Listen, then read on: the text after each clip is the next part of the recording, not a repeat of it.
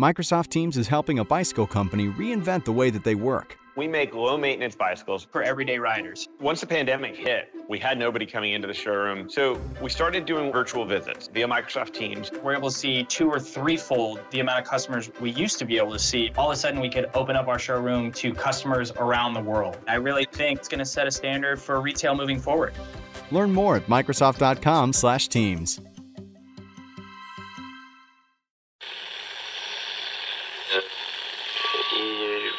Empire.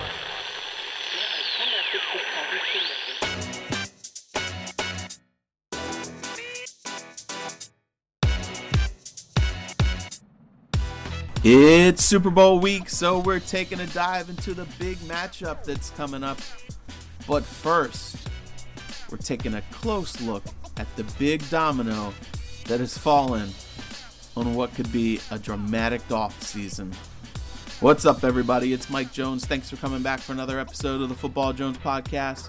You can read me at usatoday.com. Follow me on Twitter and Instagram at @ByMikeJones. And my guest today is Terez Paylor of Yahoo Sports. We are talking, obviously, about the Chiefs and the Bucs matchup. But before that, we're going to get into the big trade that the Rams and the Lions pulled off. Matthew Stafford to LA for not 1, but 2 first-round picks, plus a third-round pick, and Jared Goff. Huge deal here. We knew that the Lions were looking to find a trade partner. We knew they would have a lot of suitors. I don't know if anybody expected they could get that much in return for Matthew Stafford. And so, Terez, who is very familiar with that team, the Lions, and I are going to take a dive into all of this. So let's get to it right now. Support for this podcast comes from State Farm, the good neighbors who offer you surprisingly great rates on your home and car insurance. State Farm agents are great at helping you personalize your insurance to match your needs, plus an award-winning app that makes the whole insurance process surprisingly great. So if you're looking for a surprisingly great rate that comes with a lot of other surprisingly great things, like a good neighbor, State Farm is there. All right, here we are with my guy, Terez Paylor, senior NFL writer from Yahoo Sports. T-Sizzle, it's good to see you, man. I miss being on the road and running into you here and there. And at least I get to see you here on Zoom. How you doing? I'm good, Mike. I know normally around this time of year we do visit a little bit between the Senior Bowl and the Super Bowl. We normally visit for a little bit. It's been a little different year though, huh? And sometimes we run into each other on the road, but it's good to catch up anyway. Yeah, and it was today on the Zoom with, I guess it was Byron Leftwich. Yeah. Called me, then they called you. I was like, oh, my guy. I love that you opened it. I was like, yep, I can use this. And I knew my question, you would be able to use that. Yep. I was like, all right.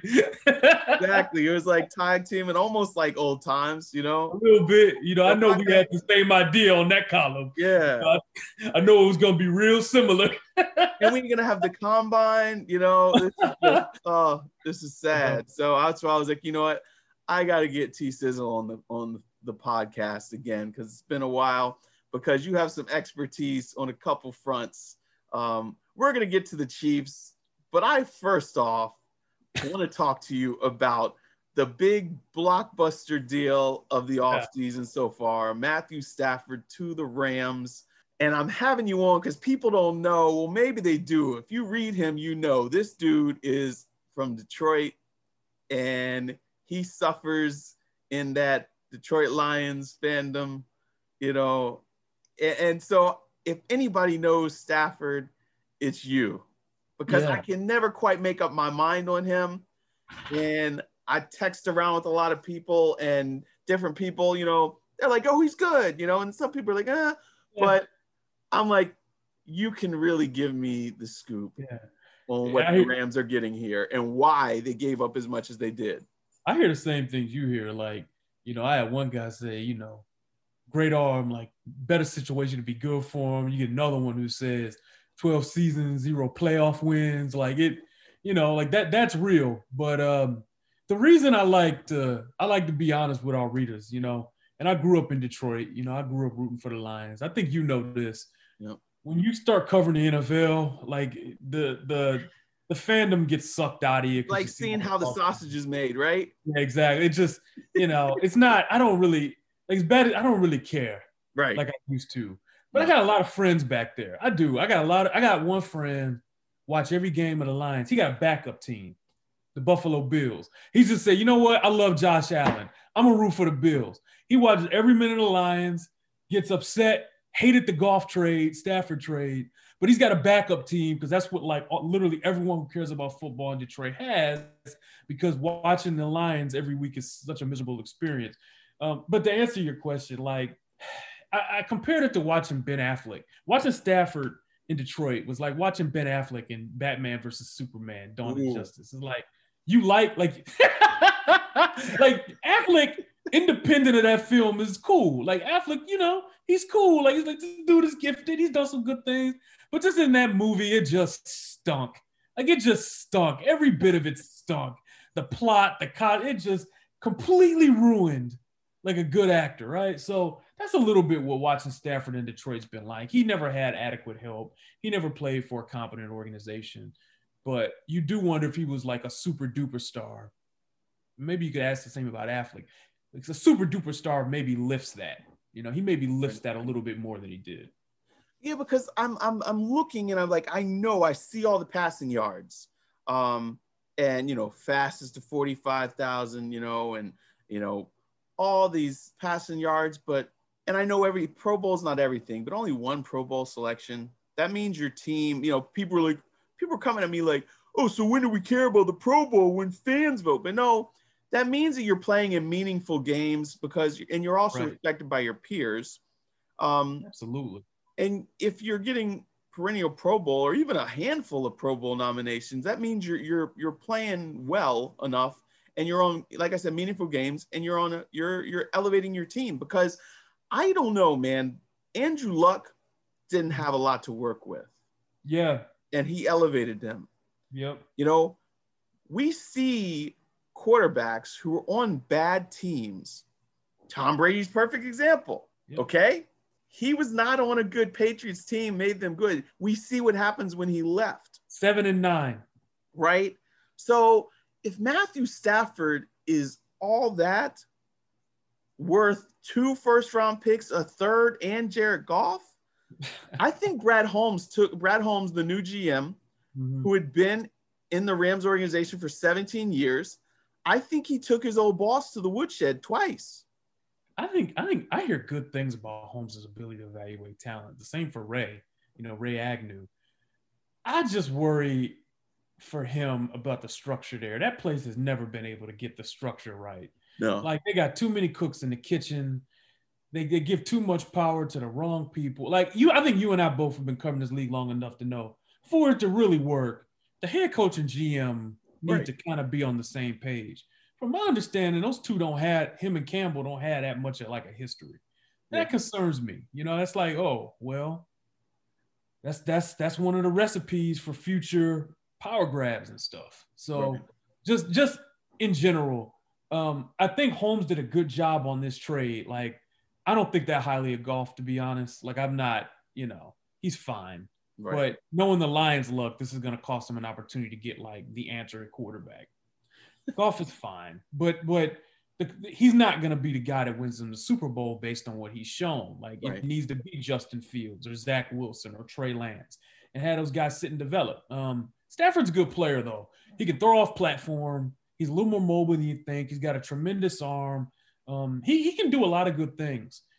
Does he take some bad sacks? Yes. Like he will take some drive-killing sacks. Will he make some goofy throws? Yes. And he's made a few more of those in recent years and people acknowledge. But I could see him having a really nice season in Los Angeles. The Shanahan system that McVay runs, not the blabber, but the Shanahan system that he runs elevates the quarterback. Right. Everything he does well, from the end breakers to the deep balls to the off-platform stuff, it will translate. I actually think he'll be really good there as long as he can stay healthy. The question is he going to be Super Bowl good? And I wrote a column on that. He's got to prove that. Yeah. He still has a lot to prove. Otherwise, he's been the preeminent what-if guy, right? Right. that question's about to get answered, Mike. Like, as long as he stays healthy, we're going to find out how good this guy really is. And if he doesn't deliver, can't blame it all on the Lions, can we? Nope.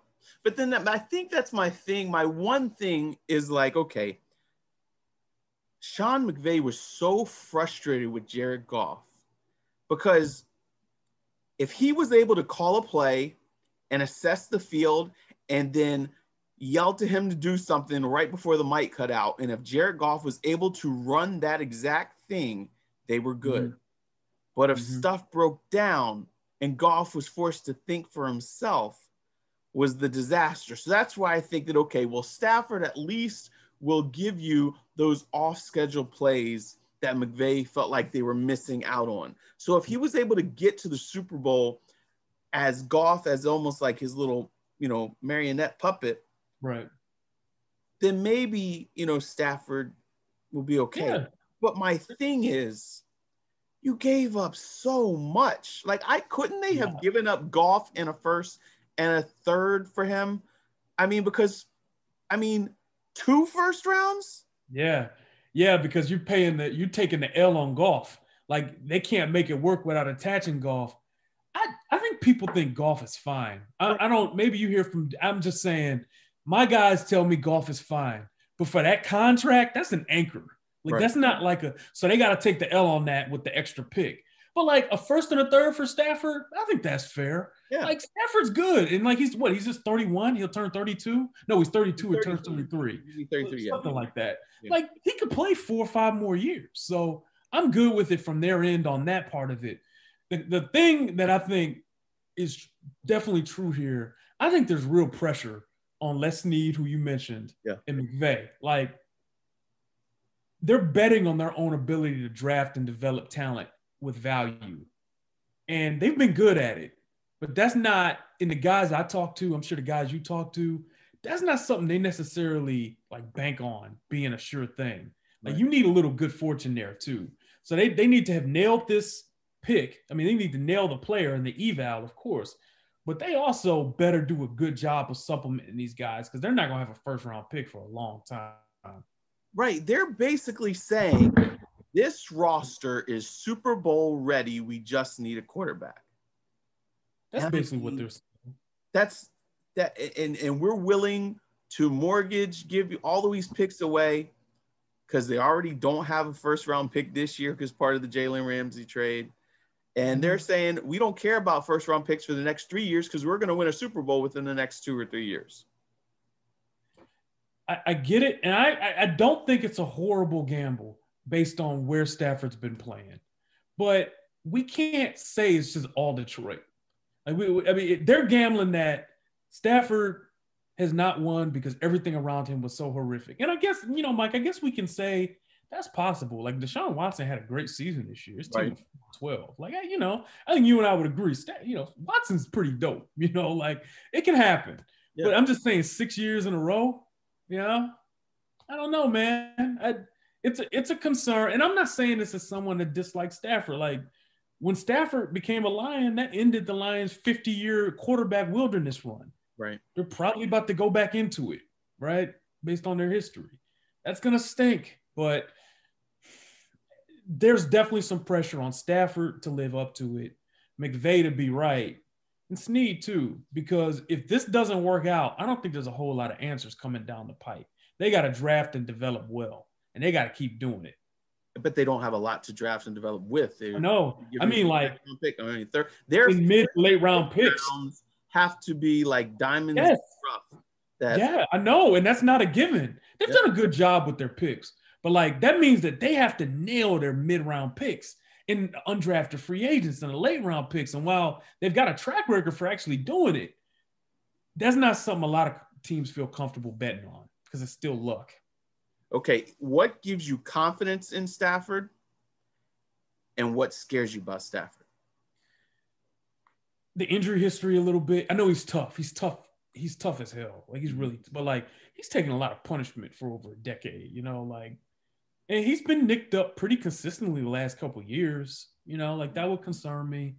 The penchant to take drive-killing sacks, I know some of it was the offensive line for the Lions. I get it. It's just, when it was 3rd and 8 in the red zone, and that defense knew the pass was coming, that ball might get eaten.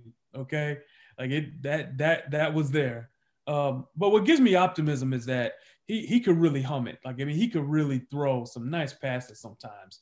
He could really hum it in there. And he even when he hasn't been as prolific as in the past, the arm talent's still really strong. So I love him with McVay. McVay's going to make it even easier for him. And he'll create a little bit.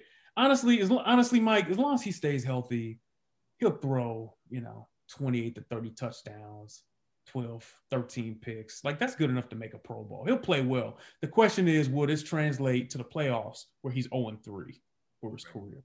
That's the question. Yeah. Now he is working with a better defense than what he's had. Raheem, new defensive coordinator, Yep.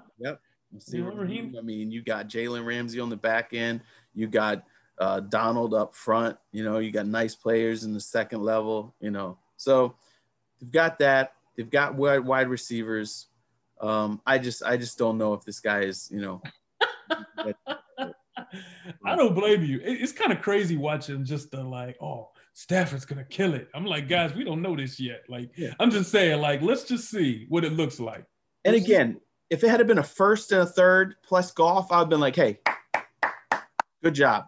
But because it's 2 firsts, now I'm just like, oof, man, I don't know. But well, here's one thing they got going for them. One thing the Rams have going for them is that they made the trade with the Lions. Probably going to work out for them.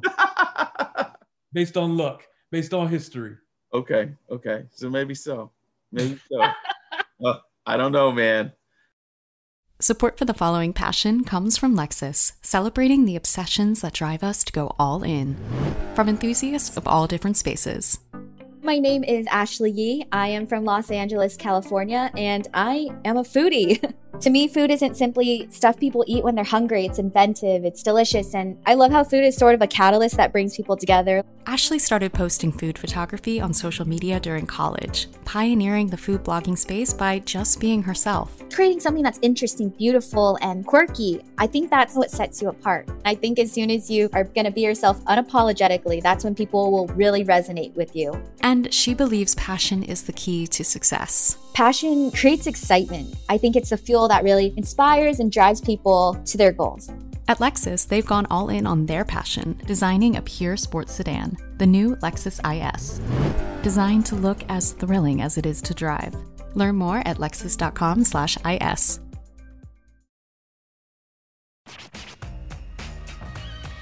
But what I do know is that we've got a very good Super Bowl on tap here.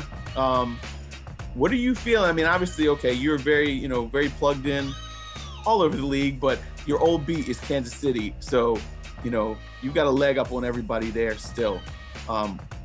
What is your sense about what's to come on Sunday? I've learned not to bet against Patrick Mahomes ever. He's the most talented quarterback I've ever seen, right? But this game to me is going to be decided by how Todd Bowles decides to play defense, number one. And number two, can the Chiefs tackles hold up?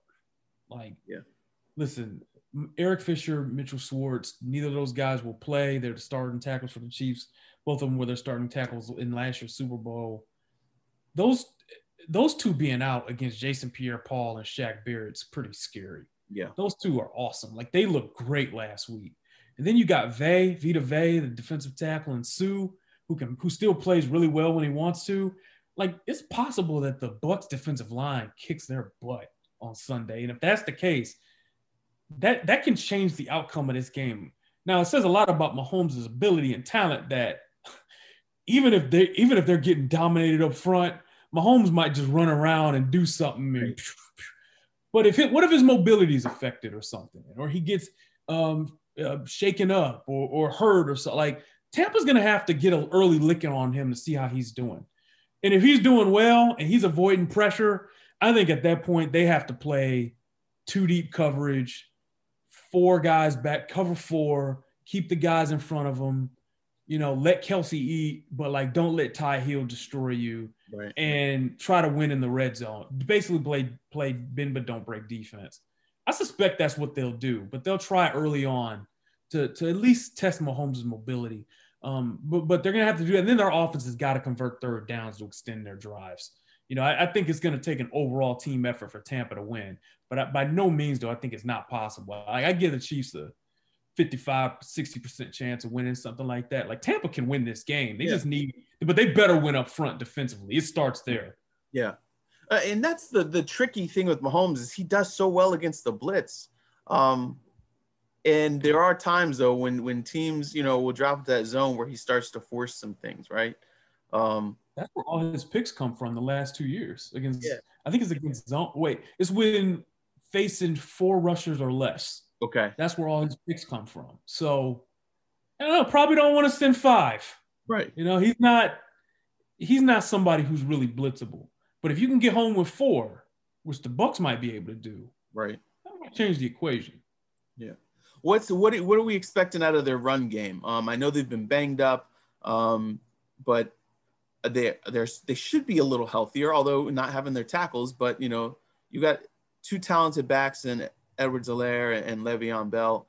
Would that be a way to kind of ease some pressure on Mahomes? Absolutely. That, along with screens, that along with draws, just something to make those rushers kind of stay on their heels a little bit. But the Chiefs' leading rusher in the last game was Edwards-Helaire with 37 yards. I think it's going to be like that again. I don't think that they're going to be able to run the ball like that on these guys. Like, they're going to have to throw. I think they know that. Right. They might be able to get some end around stuff, but it's going to take misdirection. They're not going to be able to run at this front.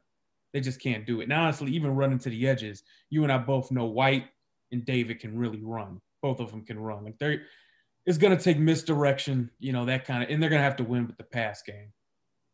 Yeah.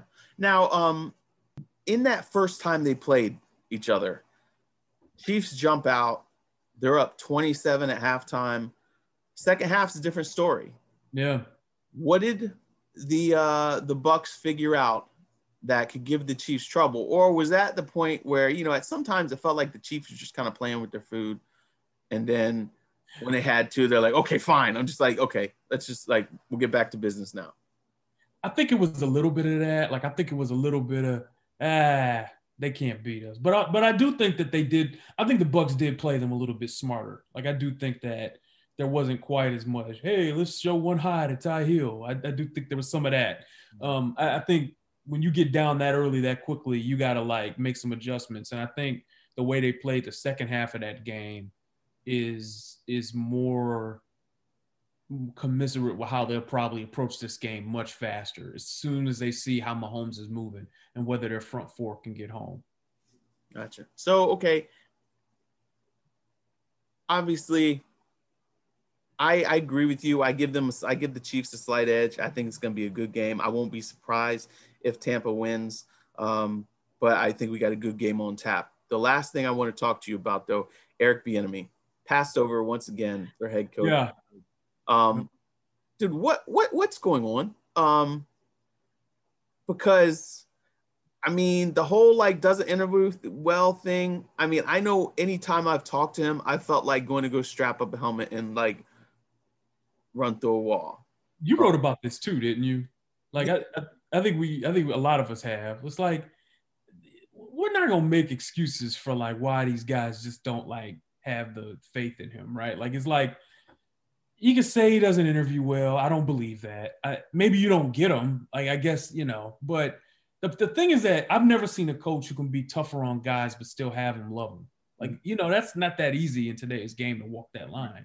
He does. He walks it just fine, man. And, you talk about his past. This is stuff that happened 2 decades ago. Men change over time. Right. He's 51. Come on. He's 51 now, Yeah.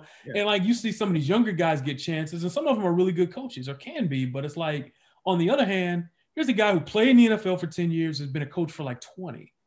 That experience should matter, right? Why isn't this, So, that people are on the play calling thing.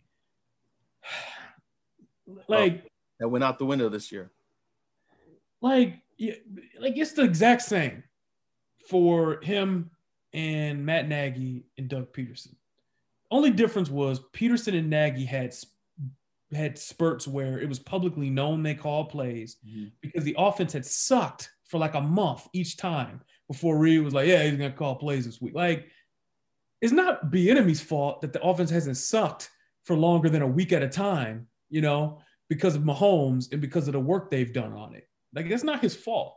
Like, trust me, if the offense had gotten to the slump with Bieniemy by December at those points, he would have been calling plays. Right. Like Andy Reid would have given him he's going to call plays this week bump, but he just didn't do it. So, at the end of the day, you and I know what the real issue is. It's the ownership. Right. Like, it's about understanding who this guy is and trusting him. And eventually the right team will. And I think he's just like a lot of black coaches in the past that haven't had an opportunity, that have had to wait maybe longer than they should have. And they do a great job. So that's what I think is happening for Eric. When the time comes, he'll be ready. And part of me was almost like, okay, I didn't even really want him to go to Houston because they're such a train wreck. And, just like Hugh Jackson will tell you, you take a job and you go into a bad situation and then, We'll tell, yeah. And I looked around, I was like, you know what, Philly maybe could be good for him. I thought maybe, I wasn't in love with a lot of these teams out there anyway. But, he should have been hired by now by somebody. And so I just wanted to make sure that you hadn't heard something, that I hadn't missed you dropping some nugget. No, man. There is nothing publicly known that I think should be affecting his status. That's what I will say. Like, I don't know. And I haven't even heard anything else that's not publicly. Do you understand? Like, I don't know. I'm just, you asking me, like, I don't know. And I'm wondering the same thing a lot of my guys are wondering. Yeah. Maybe there's some other reason. All right. But the only reasons I hear are the three that I just told you, or maybe they just don't understand them, or they don't, but come on. It's crazy. Know if you have a conversation with him, he is very impressive, very inspiring, an effective communicator. I know that Matt LaFleur was very nervous in his interview. And his press conference he was very nervous, was not good. We know Dan Campbell's press conference was not very good. I don't know what his interview was like, but I know he's got a buddies up there in the front office up high in Detroit. And then Nick Sirianni in Philly. I can't believe that he had a blow you away interview. Maybe public speaking isn't, in front of a crowd, but he was in front of a Zoom. It wasn't like he was in front of a bunch of people. So, here's what this comes down to, right, Mike? Like, and I just want to get this out before I forget, right? Like, it feels like some of these candidates, I just say it, like black candidates we talk to or black coaches, don't they kind of, I don't know, they feel like they feel like they got to be perfect. Like it's a harder bar for them to reach. Do you understand? And that's just, I don't know, that's where the problem is. Like, they just kind of feel like, they got to cross a few more barriers than their counterparts. And they've got to have somebody in their corner, because the reason why Nick Sirianni got his job is because Frank Reich told them, hey, this guy would be good. Yeah. Who is in the corner of some of these guys, like Leslie Frazier, who shouldn't need to have anybody in his corner. Yeah. Head coach, he's got the resume. Who's in the corner? Byron Leftwich didn't even get a call. Not an interview. How is that possible? Byron Leftwich, by all accounts, has done a great job with this guy. Like, I know their offense needed to, since the bye week, they have really settled into what Tom does best. But I asked him about that today. He said that it took that long to get on the same page with Tom because they didn't have OTAs. Right, and that shows you great adaptability and understanding as a coach to how do I tailor what I like to what my player can do. That is impressive. By the way, I like listening to Leftwich, man. I thought he was great. Yes. Have you ever talked to him before? Like, he was great. Ago, his first year when he was going in as the OC, I talked to him about the pipeline. And I was like, dude, this guy, like, he's very good. Yeah. Very effective communicator. I can't imagine sitting down across from him and not saying, okay. So that's where the teams missed out there for some reason.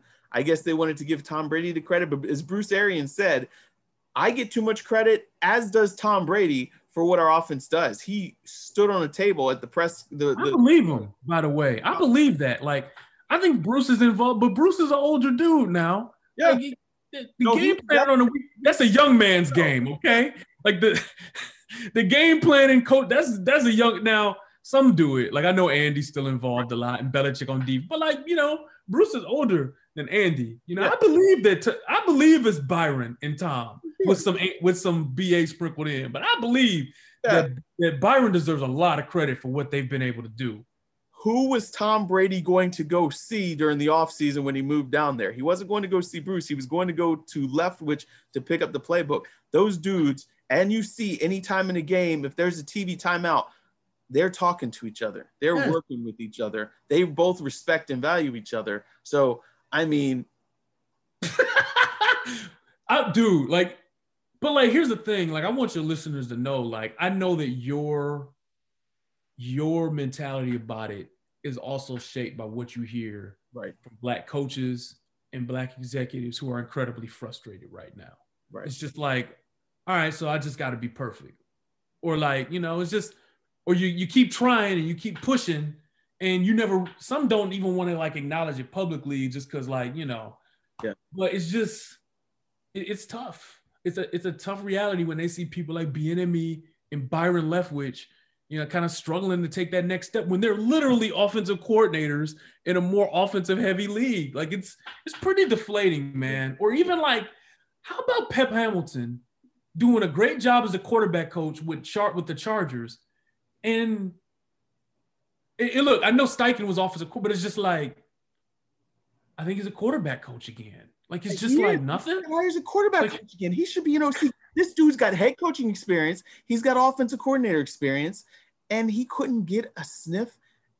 If I were Brandon Staley taking that job of the Chargers, I would have promoted Pep Hamilton. Hey, I know you're a QB coach, but you're going to be my OC now.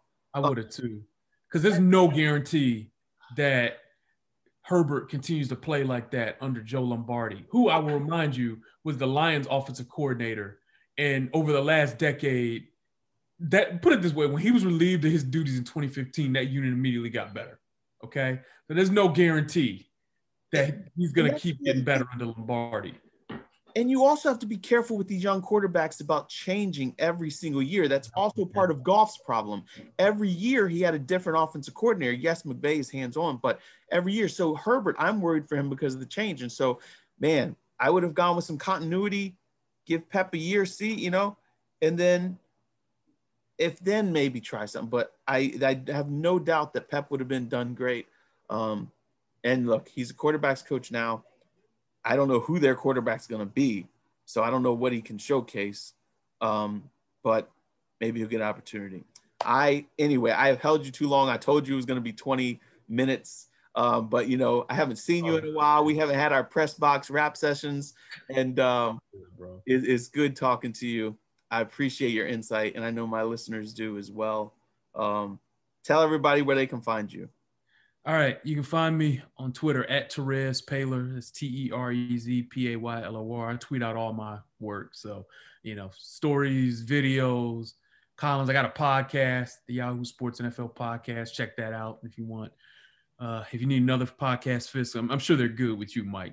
But no. Hey, if you need even more football, hit us up, man. I listen to like 2 podcasts a day. So, Yeah, I know, me too, man. I get my Yahoo football fix, or, freestyle. And then I get it, because there's so much out there that you have to consume, right? Yeah, like so much. And it just like helps you, I learn something anytime I read any of your stuff. I learn something when I listen. I learn everybody I have on this thing is always because I learned something from these people, and that's why I want to share them. So I appreciate you. Everybody go check out Terez's podcast and his work on Yahoo. And T Sizzle, hopefully I will see you sometime soon. Hey man, you will. Like we just gotta. We'll be all right, man. But You stay safe though. You stay safe. Right. Yep. Same to you. Support for this podcast comes from WGU. Do you want a more skilled and effective workforce? Do you want to build loyalty and increase employee retention? A partnership with Western Governors University could be exactly what you need. Over 300 organizations nationwide already count on WGU for valuable education benefits that lead to better prepared and more capable workers. With more than 60 accredited bachelor's and master's programs to choose from, and shorter credential programs coming soon, WGU has long been a leader in making quality higher education more accessible. Flexible online learning is the key. Students can fit schooling around their existing schedules and even complete courses and degrees sooner than planned. WGU makes earning a respected degree possible with just a computer and an internet connection. Partner with WGU today to make a smart investment in your company's and employees' future. Learn more at wgu.edu/partnerships. That's wgu.edu/partnerships. All right, it's going to be interesting to see how things play out, both for the Lions and the Rams. But obviously, before that, for the Super Bowl here, I picked the Chiefs, but I have to tell you, I'm not 100% confident in that pick. I wouldn't be surprised if Tampa winds up pulling this thing off. The concerns of the injuries along the line make me a little bit squeamish. But I still think that they're so potent that they might have what it takes to edge out this victory here. And who I want to see win, I would be happy to see Patrick Mahomes repeat. I would happy to see Tom Brady get one more. Either way, I just want to see a good game. We will see how it all shakes out. And obviously, we're going to dissect it all. But anyway, thanks again for listening. Do me a favor, take this podcast link, share it with your friends, encourage them to subscribe and download, leave me a review, and I'll talk to you guys again next time.